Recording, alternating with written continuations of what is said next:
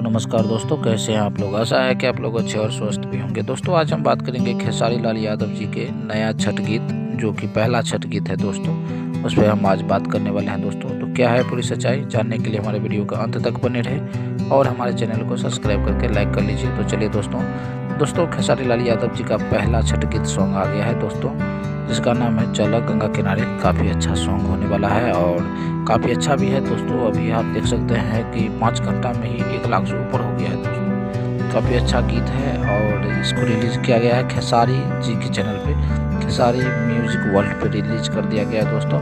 काफ़ी अच्छा होने वाला है और भौजाई और दियर के बीच का है ये गीत। काफ़ी अच्छा है छठ गीत, जो उनका भाभी उनको जगाने के लिए जाते हैं और कहते हैं घाट पर चलने के लिए। काफ़ी अच्छा है दोस्तों। यह था आज का छोटा सा वीडियो, कैसा लगा आपको कमेंट करके बताइएगा। और हमारे चैनल वीडियो को देखने के लिए आपको दिल से धन्यवाद। जय हिंद दोस्तों, नमस्कार।